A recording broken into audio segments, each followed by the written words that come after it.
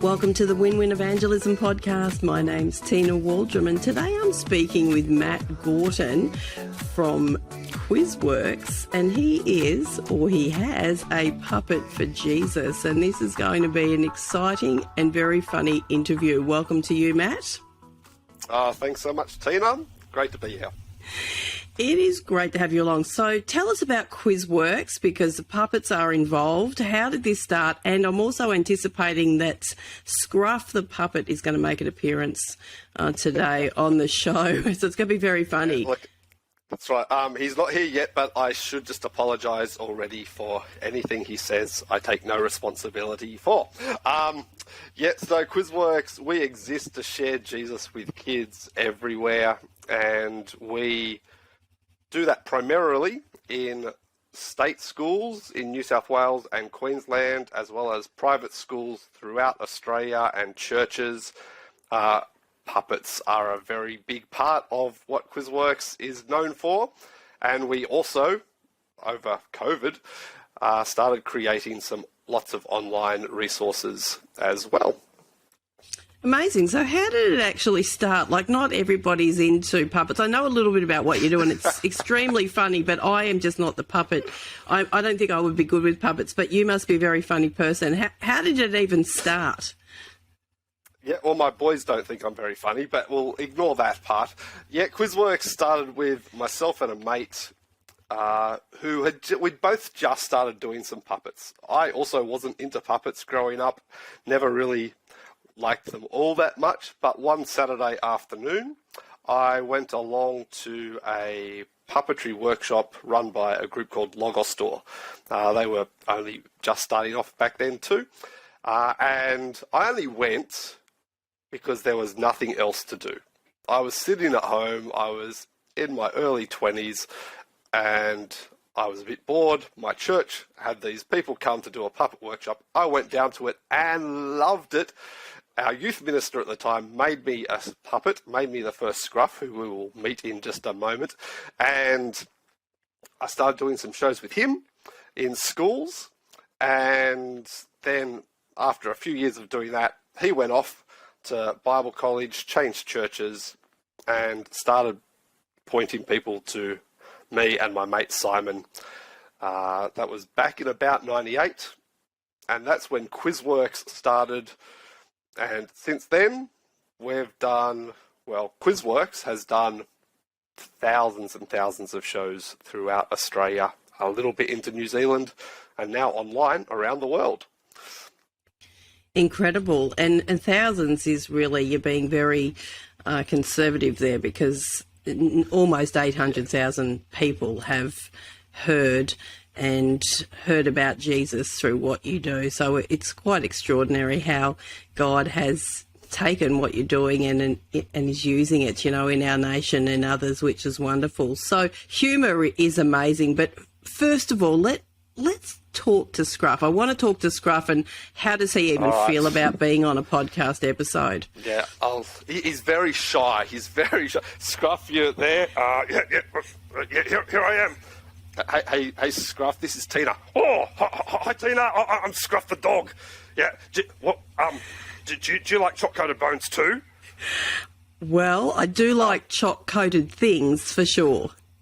Oh, you should try it. Chocolate-coated bones are the way to go. And if you can't find a bone, just find a putty cat, because chocolate-coated putty cats are pretty good too. Oh. Yeah, this is Scruff, yes. And usually Scruff and I aren't seen in the same picture. Yes, so, that's very clever, Matt. Put my hand over your mouth so nobody sees your mouth move. I'm very clever, aren't I, Scruff? Yes, you are. That's very funny. And for those listening, we are actually going to drop the video bit of this so that you can actually see how funny this is as well. You're going to drop me? I don't want to be dropped. It could hurt my head. It's a pretty soft head. Yeah, there's not much in there, Scruff. I meant to pay you out, not you me up. Anyway, yes. We're having a communication problem, Scruff, which often happens between people in Victoria and people in New South Wales or Queensland, so I get it. Yeah, I get it too. Yeah. So, Scruff, tell me about these shows that you do when you're sharing Jesus. Like, why are you so effective? What keys have you found? Well, I'm effective because I'm very funny, and I'm good looking, and I'm funny. Yeah, that's pretty much what Scruff thinks he brings to the shows. Scruff doesn't do too much of the sharing Jesus part. No, but I help by not helping. That's pretty much what Scruff does is help by not helping. Scruff asks lots of silly questions. They're not silly. They're very, very important and deep. Yeah, right. He asks lots of silly questions, gets things wrong quite... I've never got something wrong.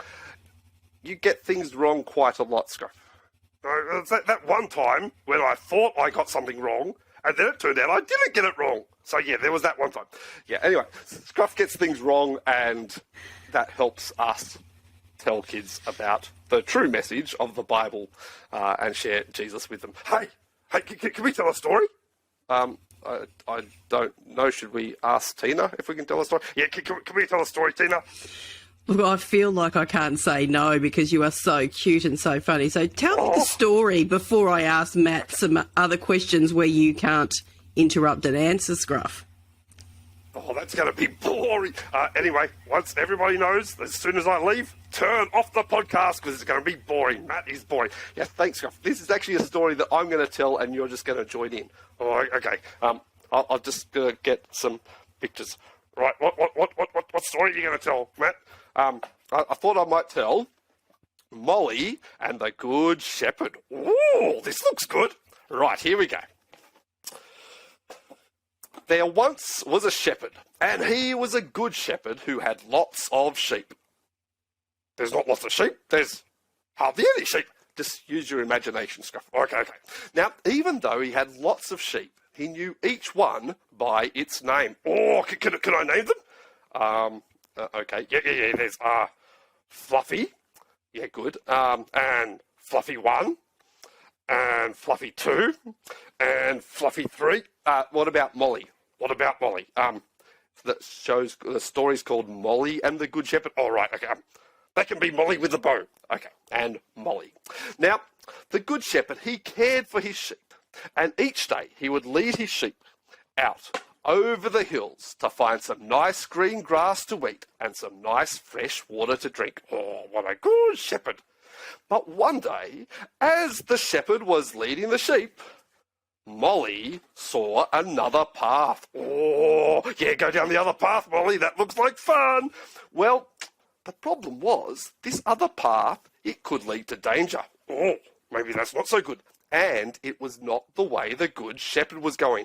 Oh, Molly, ignore me. Follow the shepherd. Well, Molly looked at the Good Shepherd, and then looked at the path, and then looked at the Good Shepherd, and then looked at the path, and looked at the Good Shepherd, and looked at the path, and then Molly decided to go down the path. Oh, no! Well, as Molly walked down the path, she was getting further and further away from her Good Shepherd. And the path was getting darker and darker and scarier, until soon Molly was lost. That's okay. She might be lost, but at least she's safe. Well, she was safe until out jumped a wolf. And so, did that wolf want to eat Molly? Well, Molly was not going to hang around and find out. So Molly turned and she ran. She ran and ran as fast as her little legs could carry her. But the wolf was getting closer and closer and closer. And Molly ran and ran. But the wolf was getting closer. And Molly ran until she fell down a hole. What a stupid sheep! Scruff. There she was, stuck down a hole with a big hungry wolf drooling over the top of her. Oh, no! Meanwhile, the Good Shepherd was still out looking after his sheep. And he looked around and thought, there's something wrong. And he could see Fluffy and Fluffy 1 and Fluffy 2 and Fluffy 3. But Molly, where's Molly, thought the Good Shepherd. I'll tell you where she's in. She's stuck down a hole with a big hungry wolf drooling over the top of her.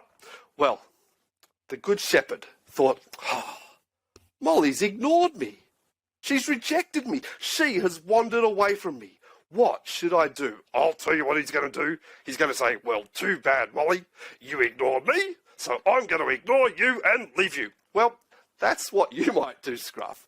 But this was the good shepherd who cared for all of his sheep.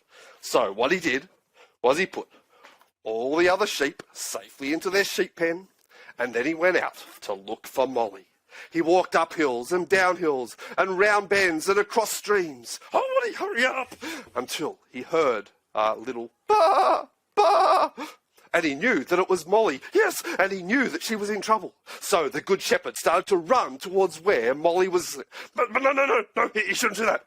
Why not? Because the wolf is there, and the wolf might eat the good shepherd. Well, no, this was the good shepherd, and the good shepherd fought that wolf. Oh, cool, he's the kung fu shepherd. Ah! And the wolf ran away. And so the good shepherd reached into the hole and gently took Molly out and brought Molly back to all the other sheep, where they all lived happily ever after, eating chocolate-coated bones. Well, where they all lived happily ever after. The end. Thanks, Scruff. No worries, Matt. What a fantastic... What a fantastic demonstration. That's got to be very funny when there's thousands of people in a room. Yeah, it works really, really well when Scruff isn't so connected to me, when there's another puppet and I'm telling the story, or Scruff's interacting with somebody else. And yeah, the kids are on the edge of their seat the whole time. It is a whole lot of fun. Yeah, because I make it. Yeah, you're all the difference, Scruff. Well, thank you, Scruff, for being on the show today. And if you don't mind, I'm going to now ask Matt some questions about you, but you're very handsome and it's great to have you on the show. Oh, thanks, Tina. But don't worry, I'm a clever dog. I know that you just don't want to be shown up by me, so I better go and find a putty cat or a postman. Oh, yeah, they're pretty good too. You just hide behind the post box, and when they come, boom, you jump out and dip them in chocolate. So good. Yeah, thanks, Scruff. All right, bye. See you, Scruff. Bye. Oh, Matt, that is very, very funny. So, oh my gosh, that is hilarious. I can see how sharing Jesus with a puppet, how effective that can be. I mean, I'm a mum and I'm listening to that and watching that through those eyes. I'm like, wonderful. Tell me about that. How effective is Humour and the puppets when we're sharing Jesus? Yeah, I mean, the whole thing is, it's not just puppets. It's anything, I think, that when you're doing stuff for kids, if it's done well, defences just go down. And I think even more so with a puppet, I mean, people just laugh. They think this is all a bit silly.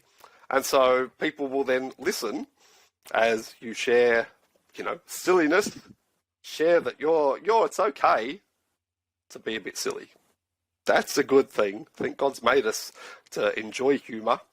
And then as we do that and bring in the good news of Jesus, then those two things merge really well. As long as the Bible is the centre, but bringing a whole lot of humour in helps all the way, I reckon.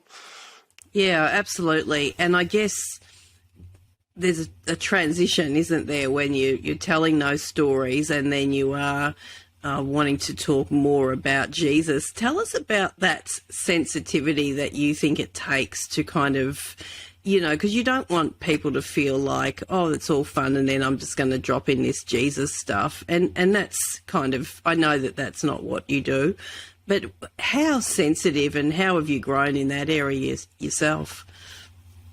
Yeah. Well, so I think the switch to from humour to the teaching, what we try to do now isn't what we necessarily did early on. So I still remember when Quiz Worx was first starting off, and I really didn't have any idea what we were doing. We knew we loved Jesus. We did lots of funny things with a puppet, and we tried to merge them. And it was actually my sister.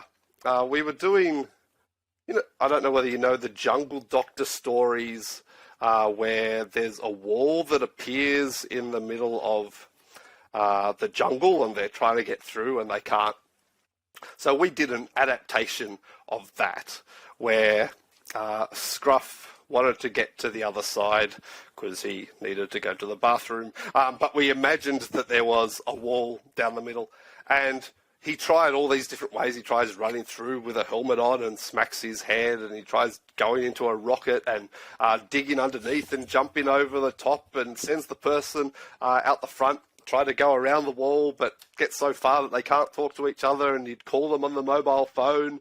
Can you find the end? No, it just keeps going. Anyway, the first time we did that show, we did all the humour, and then we did the Jesus part.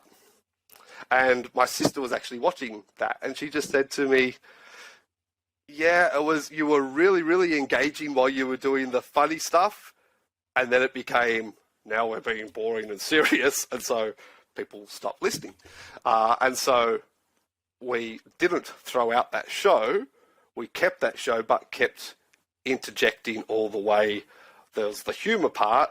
Scruff's trying to get through the wall, and we would go, well, lots of people think that they can get through to be friends with God just by being good.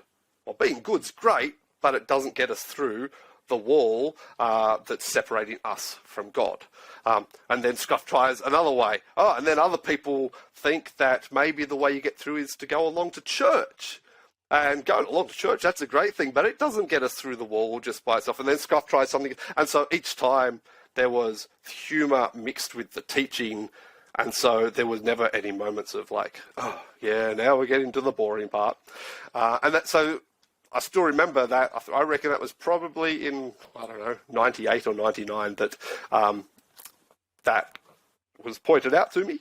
And ever since then, that's what we've tried to do. We try to have the humour continue on, or at least the engagement. So when we're talking about Jesus' death, we're never making light of that.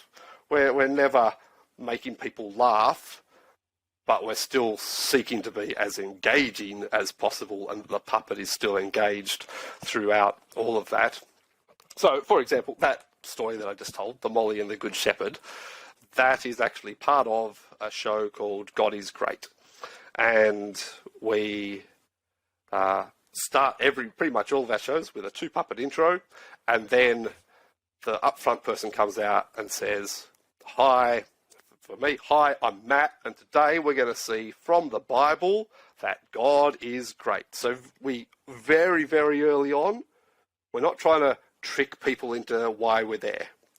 We're saying we're here to tell you what the Bible teaches, and what the Bible teaches is, big idea, God is great. And for that particular show, it's God is great because he made us, and God is great because he loves us, even when we haven't loved him. And so the first part of the show is showing how the Bible tells us, God made everything. And then with the puppet interacting that whole time. And then the second part of the show is talking about how people have gone their own way by ignoring and rejecting and wandering off from God, but God still loves us. In fact, Jesus tells a story that we've adapted that basically shows that. And then we tell Molly and the Good Shepherd. And then after that we say the way Jesus, the Good Shepherd, showed that he loves us, and that God was that he sent Jesus for us. But we've tried to get the fun, humour, puppet interaction, lots of visuals. Anybody who just listens to... So I listen to your podcast, but I've never watched any of your stuff. Hopefully this one, people go, oh, I'll go and watch that, because, yeah, it's obviously a very visual thing. But we're trying to merge all of that so that there's never moments of going, oh, yeah, here we go, we know this. Yeah, that's what we try to do. And I think that's hopefully something that everybody can do. Yeah, absolutely. You're very good storytellers, and I think that even just as an individual follower of Christ, when I'm thinking about, sharing with neighbours and stuff, I never want to get into that, here's the serious religious Christian bit. I'm always trying to walk that tension myself, which is exactly what you just described. I mean, I could take everything that you just said and keep honing that and implementing that in my own life. Yeah, very powerful, but it's the practice, isn't it, to kind of really get that, to get that right, because Aussies don't want to be bashed over the head with the message of Jesus. Am I right? Yeah, definitely. And I think, nobody really wants to be bashed over the head with the message of Jesus. And I think that's one of the things, as you look at Jesus' life, he keeps telling stories. And he doesn't just tell stories. So it's not like this is the only way to do things, depending on the crowd that he's with and who he's talking to. But then he will often leave the story as well without bringing it through to so that means this. Now, when Quiz Worx do things, most of the time we do go through to that means this. Because we're talking to kids, often kids who may not even have, a lot of the kids that we speak to do scripture or religion in schools, again in New South Wales and Queensland, but that's, for some of them, almost the extent of what they know.